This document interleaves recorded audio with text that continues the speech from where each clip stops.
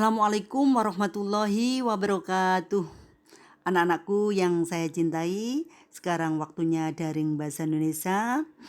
Kita akan lanjutkan yaitu mengidentifikasi struktur dan kebahasaan surat pribadi dan surat dinas. Anak-anakku, sebelum pembelajaran kita mulai, kita berdoa dulu supaya nanti ilmu yang kita peroleh bermanfaat. Berdoa mulai. Berdoa selesai. Struktur dan kebahasaan surat pribadi dan surat dinas. Kompetensi dasar 3.14. Menelaah unsur-unsur dan kebahasaan dari surat pribadi dan surat dinas yang dibaca dan didengar. Tujuan pembelajaran menemukan unsur-unsur dan kebahasaan dalam surat pribadi dan surat dinas yang dibaca dan didengar. Mengidentifikasi unsur-unsur dan kebahasaan dari surat pribadi dan surat dinas. 1. Surat pribadi. A. Struktur surat pribadi meliputi 1. Titik mangsa, yaitu tempat dan tanggal dibuatnya surat. Misalnya Solo, 1 April 2020. Solonya S-nya harus besar karena nama kota. Terus Aprilnya karena bulan A-nya harus huruf besar. 2. Alamat tujuan surat biasanya berisi nama dan lokasi penerima. Karena bersifat pribadi, penulisan tujuan surat dapat bervariasi. Contoh, Lili Srikandi di Bali.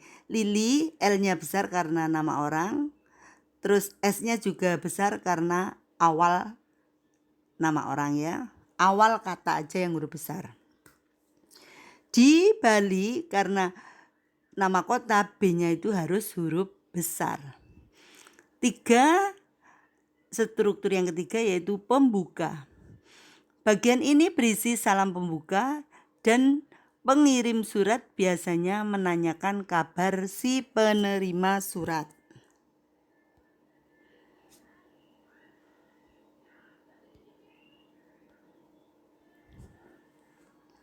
Contoh, salam rindu. Ini ada kalimatnya, Yuli, bagaimana kabarmu sekarang? Semoga kabarmu baik-baik saja. Aku dan keluarga di Jogja pun sehat-sehat saja. Bagaimana ujian bla bla bla dan seterusnya ya. Ini contoh aja. Terus struktur yang keempat yaitu isi. Yaitu bagian ini berisi informasi yang hendak disampaikan pengirim surat kepada penerima. Contoh, oh iya, ngomong-ngomong soal ujian semester dan pembagian rapot. Sebentar lagi kita akan memasuki musim liburan panjang. Rencananya bla bla bla bla dan seterusnya ya, itu nanti disesuaikan situasinya. Itu tadi yaitu bagian isi. Sekarang bagian penutup. Bagian penutup, bagian ini berisi ucapan terima kasih, harapan pengirim surat, dan ucapan penutup.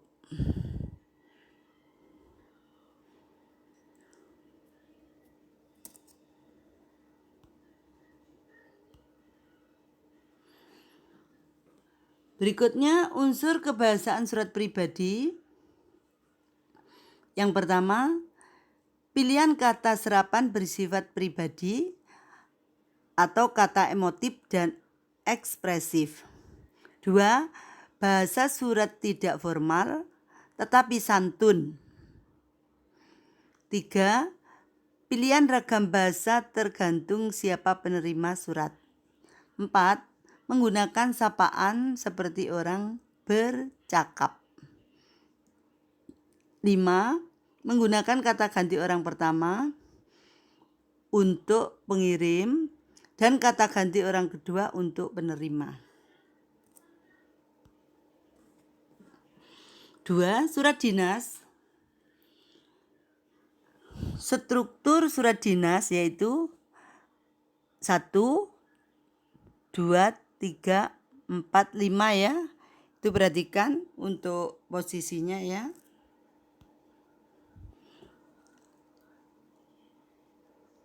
6, 7, 8, 9, 10, 11 dan terakhir 12. Coba diperhatikan itu ada keterangannya. Keterangannya 1 itu kop surat. 2 tanggal penulisan surat. Tanggal penulisan surat ya, waktu nulis itu tanggal berapa. 3 nomor surat. 4 lampiran. 5 hal. 6 alamat dalam atau alamat yang dituju ya. Yang ketujuh kalimat pembuka.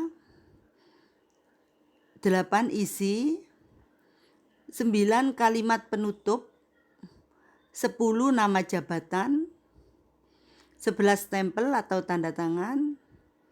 Dan yang terakhir yaitu tembusan.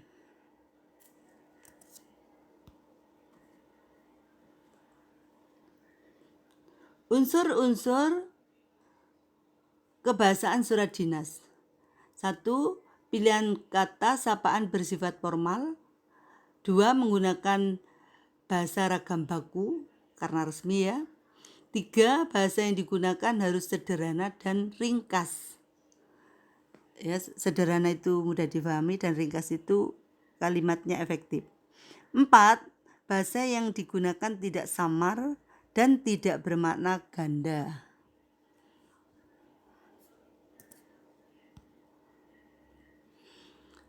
Nah, anak-anakku, demikian penjelasan tentang struktur dan unsur kebahasaan surat pribadi dan surat dinas. Mudah-mudahan kalian mengerti dan memahami dengan baik. Cukup sekian dulu. Saya akhiri. Wassalamualaikum warahmatullahi wabarakatuh.